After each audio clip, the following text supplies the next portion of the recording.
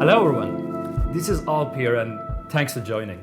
We are here at WatchBox booth in Dubai Watch Week 2021. This is my first time sitting down with a collector and a friend above all in front of the cameras and discussing watches. So if I mess up somehow, please accept my apologies up front.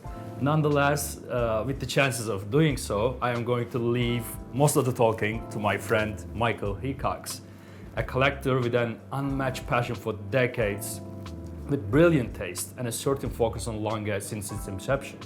And today we are going to talk about his journey and views. Michael, thanks for coming. Thank you for having me, and you're making me blush. That was a very nice introduction. Thank you. Of course, it's a pleasure. So, just right off the bat, every legend has a beginning, so to speak. So, what is yours? I had there was a fellow who was like a second father to me, my godfather. Yes. He was a stockbroker, and he had a lot of nice things. Yeah. And he had a lot of watches, and he was always collecting watches. Yeah. And so for a very young age, 11 or 12, I would ask him about watches. He would send me, back then, watch catalogs. I hope I'm not dating myself too much, but used watch catalogs would be these things he would send me. The dealer would take watches and put them on a Xerox machine. Okay. And Xerox, and then take that page off, put it back on the Xerox machine, and Xerox. So it was really poor quality kind of catalogs, but really cool. Yeah. And I just learned with him over time. He was very kind. He gave me a Patek Calatrava for my graduation. Fantastic. The minute hand fell off of that at some point and rolled all around the satin dial and destroyed it. He was apoplectic, and then he lent me a GMT Master 2, a Coke Fat Lady. Yeah. And I was working in Italy that summer. It was a perfect watch for a 20-something in Italy. Yeah. When I came back at the end of the summer, I knew he'd have the Patek repaired, and I'd have to give up that Rolex. I was very sad. Okay. But he was very kind. He said, no, keep that. And Fantastic. So I had the perfect 2-watch collection to start off with, thanks to him. And then, the rest is history. 25, almost 30 years of collecting since then. Yes, absolutely. What I know is your actually interaction, with Lange Söhne goes way back, right? And, we always talk about your first encounter with them and your first visit to Basel and then your actually first visit to manufacture. Can you just walk me through with the beginnings of Lange? Yeah. So for me, the very first time was, I don't mean to get too racy here, but I was in bed. And, Comfortable. I was reading a watch magazine, as one does, and I remember seeing an ad for the Lange one in this magazine, and it was only. This was, I think it was 96, may have been 95. I still have the magazine. So the company was small, the marketing budget was really small. Of course. It was maybe a third or a quarter of the page. It wasn't even a full page ad.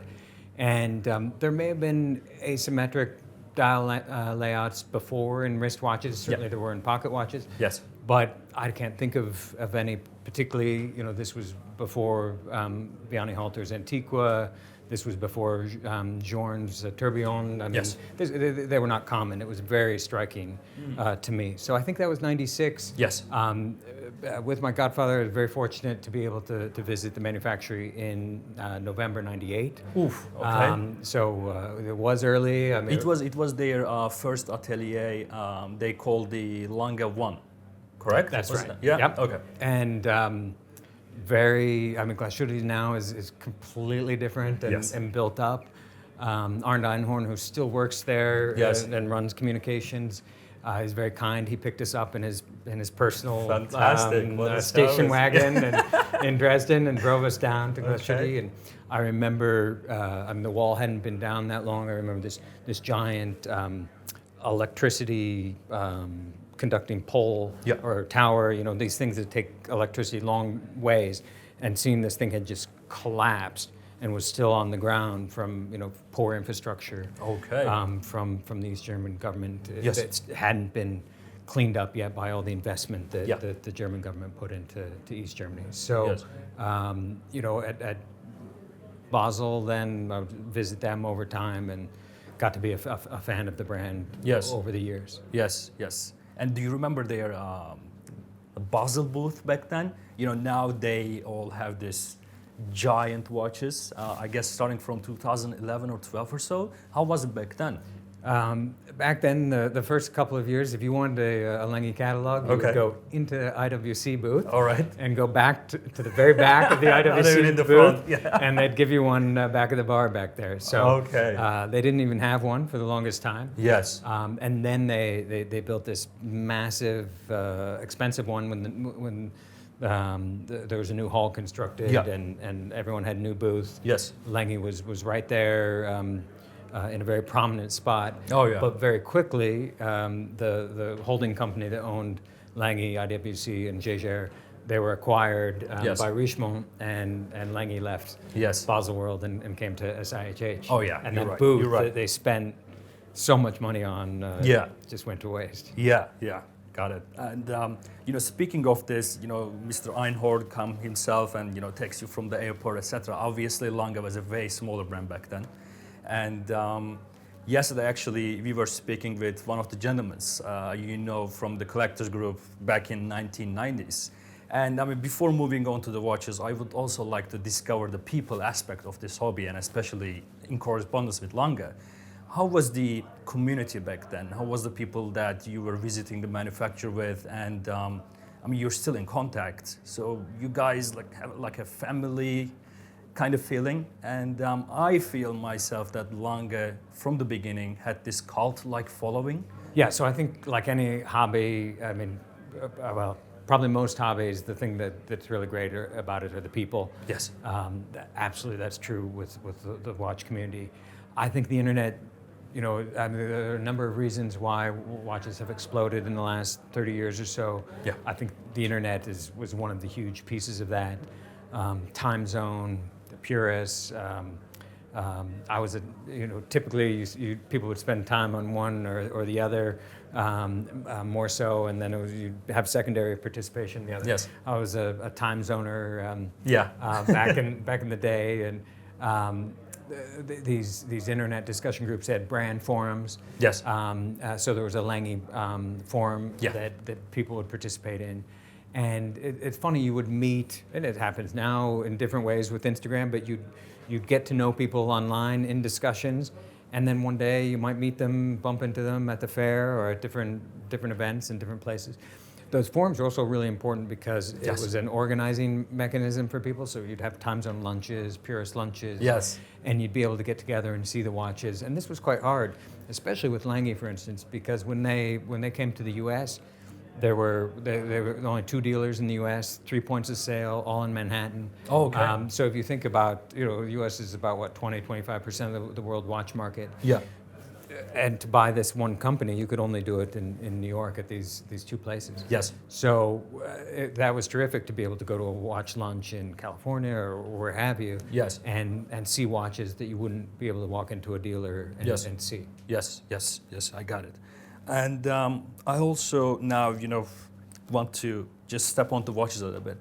And I mean, can you tell us a bit about your development of your relationship with Lange Söhne in terms of collecting, and, you know, where did it start and how it goes, how it developed throughout the years, because I know you have many fantastic watches from different collections of Lange.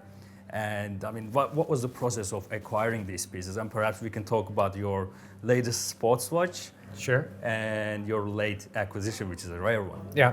Well, and you make me think, actually, I mean, one of the reasons why I think collectors are really drawn to Lange, and there's such a strong community there, yes, both in the early days but all the way through to today, is because everyone knows Walter Lange as one of the re-founders of his family business.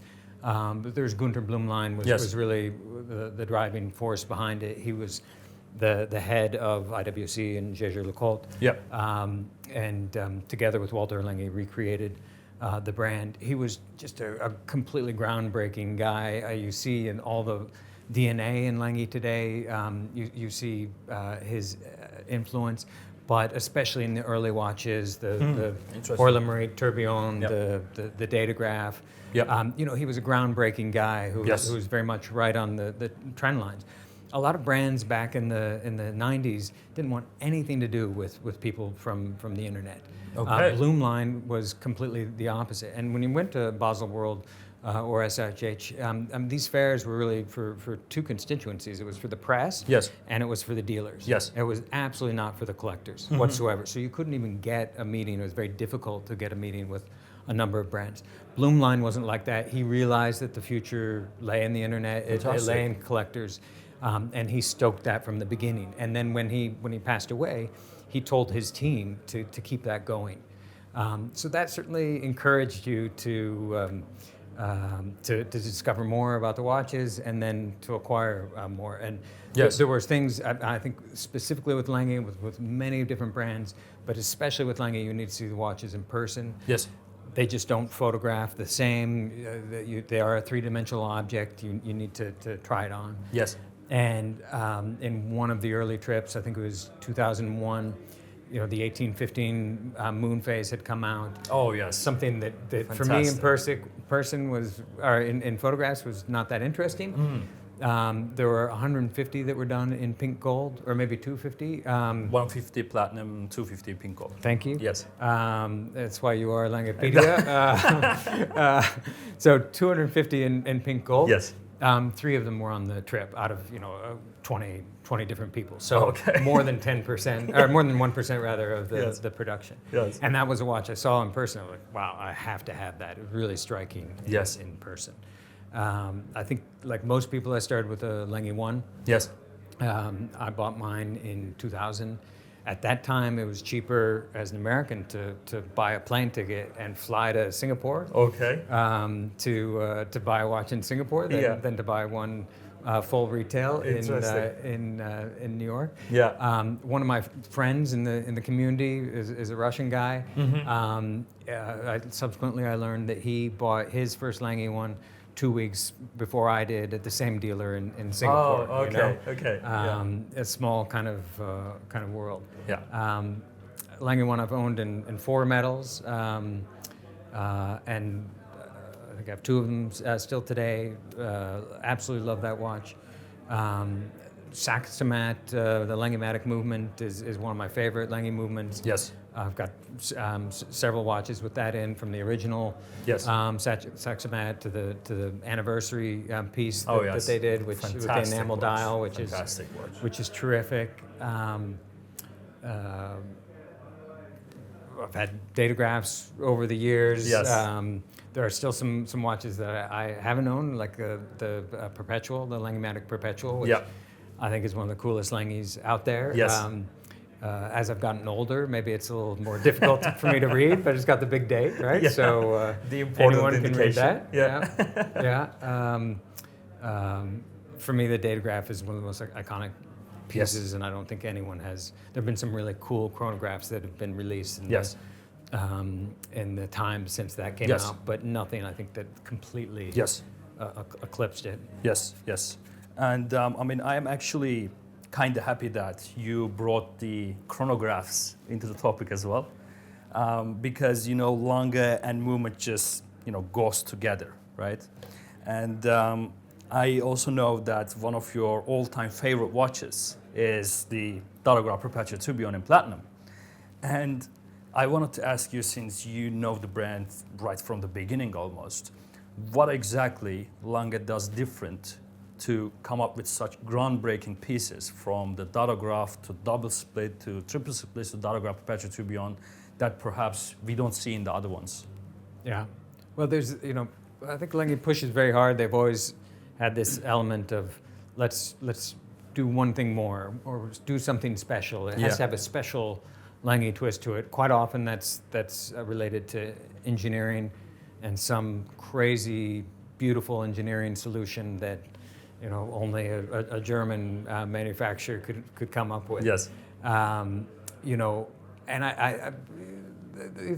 you think about that movement, the Datograph movement, and how unbelievably beautiful it is as well. So it's not just, I mean, if you try the pushers on it, it's one of the best feeling chronographs ever, right? Yes. And it still hasn't really been eclipsed. But it's also it is the most beautiful chronograph as well. Yeah.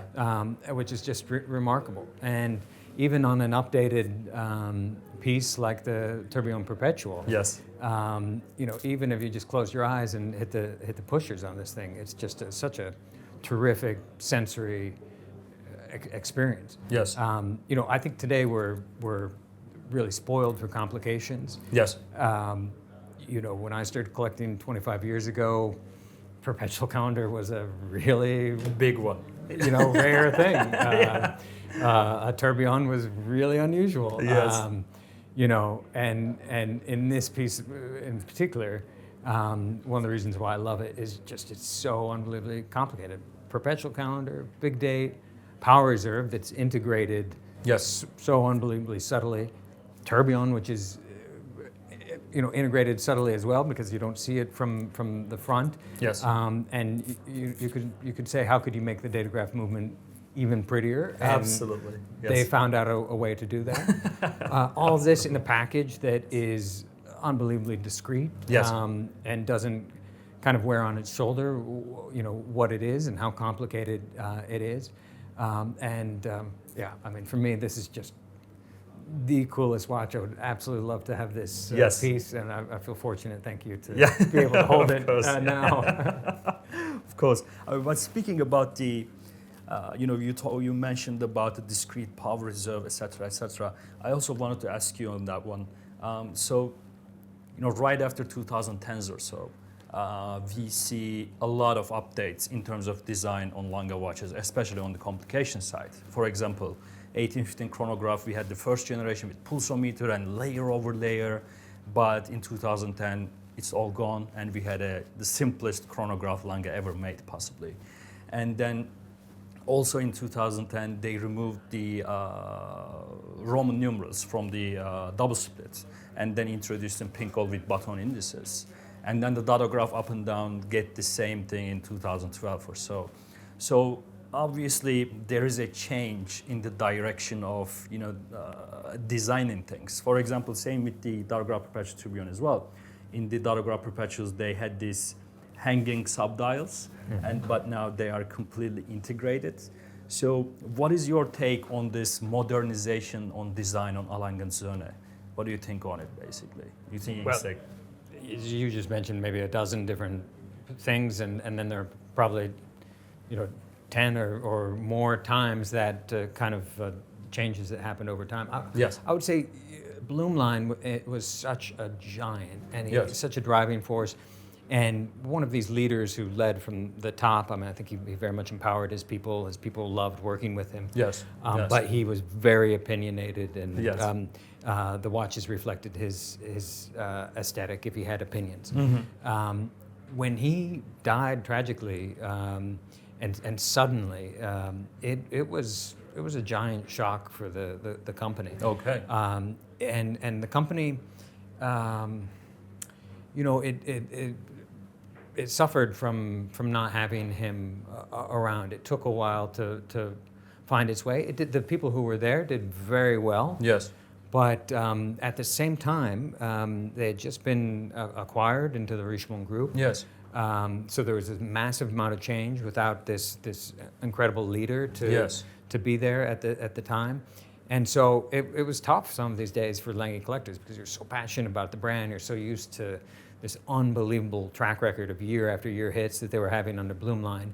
And sometimes you didn't see it. There might be a year where they would have an unbelievable watch next to a couple of watches that maybe didn't speak to you somehow. I think one of the terrific things about the brand is they've found huge stability in the last 5, 10 plus years. Yes. And I think they have much more cohesive design ethos, kind of values that underlie them. That pace of change just thankfully is no longer there. So there were probably some things they'd look back at as maybe missteps. But sometimes those missteps become the most collectible watches because they didn't make many of them. Absolutely. Like one misstep that I can immediately think, I guess, is the closed case bag first generation Saxonia with arcade movement inside. Yeah. You know, you expect a round movement, you pop up the case back and you see, what the hell is this? But that is one of the quirks of collection, I guess. Yeah, yeah, that's kind of like an upside down stamp kind of thing, right? So your collection is not only Lange, just to step out of it a bit. I mean, if you would allow me, I mean, you have the simplicity, the subscription, and you know, a couple of other, how to say, milestone pieces in your collection, and also I see, you know, you have Mings, and so you basically, you know, have a range that is starting from the grail of grails for many people, and also you just love pieces that perhaps sound interesting to you. And I was wondering, is there a steering wheel for your collection curation, or, you know, how do you fit them under one umbrella? There's definitely no rhyme or reason behind it, which I think is really, I don't mean to say I have all the answers, but I would strongly suggest to collectors to buy what they love, and not what other people love. Yes. You know, if what you end up loving gets greater recognition one day, you know, super bonus. Yeah. But it's a lot better than wearing a watch that you don't you know, love. So I buy stuff that I love, and you know, it would be a heck of a lot simpler if all I loved were chronographs, and I could just have a chronograph collection. Or I met one guy once who loved watches with faces on them, like, you know, Saddam's face on the dial. He had a whole collection of different faces on dials. You know, that's kind of a narrow thing. Yeah. You know, I suffer because I like almost everything, and so I have a little of everything. I will say, I think this is one of the most exciting times to be a collector ever, because you, at every price point, you have so much going on. And for a long time, after the industry started taking off in the late 90s, you know, you couldn't go out and for a couple $100s buy a really cool mechanical watch anymore. No one was making that. Okay. And today you have so much choice at that level, at, you know, $1,000, more than that. There's so much vintage out there that's still unbelievably affordable and a bargain. If you want to go up, there's plenty of room to go up as well. So, you know, I like, in general, I'd say I like independence quite a lot. I love Patek. I love especially vintage Patek. I don't buy as much, but you know, in terms of my interests, I certainly have a lot of interest there. Yes. Lange has always felt like the most independent of brands. Maybe you'd say that today about Journe, but you know, Journe in the early days wasn't a brand. It was pretty low production numbers. Was a man. And he was making most of the watches. He didn't have a big team. You know, today he's a brand. You know, other Kari Voutilainen, I love and collect. You know, certainly up and coming independents that I'm buying now and very interested in. Philip Dufour's. I've had the luxury of knowing him for a very long time and being a fan, especially before, you know, things got so crazy expensive. So definitely a lot of interests. But you know, I think Lange holds a special place for me that they always come back to. Got it. But I also happy that you brought the Voutilainen as well, because you have a piece unique chronograph from Voutilainen. And how did that happen? So I used to live in San Francisco, and we have there are lots of great collectors in the Bay Area, all over the U.S. And I became friends with these guys. The first one of them through a time zone lunch, a month after I moved to the Bay Area in 1999. We kind of formed a group. There were 6 of us at the time. Since there's been more, but we kind of call ourselves the NorCal Group of 6. Oh yeah, the famous one. So I had already been coming to the fairs. They started coming along in sort of 2009 and 10. It turned out to be kind of a big, you know, group event. But to go from California to Switzerland, it's a very long trip. It's not something you do for just 2 or 3 days. And so we would schedule where we'd go up to Vallée de Joux and meet with watchmakers or tour factories. maybe not everyone's idea of a vacation, but for us, really great fun. Yes. And I think we all owned a Voutilainen Observatoire, which is a terrific piece. I unfortunately sold mine. And wish I hadn't. And on one of these trips, one of the guys was talking about Kari, about, well, what could we do? And right around the recession of 2008, when the market fell off, they were talking about doing a chronograph project together. Okay. And this has been written up nicely a couple of times. The 6 of us all had unique chronographs, and then Kari made an edition of 12. He'd done a chronograph series before. Yeah. This was it's his second series of chronographs, although he'd done other one-off ones with other people's movements. Yes. And the second 6 in that series of 12 Yeah. were all the same, and he sold to new clients. Okay.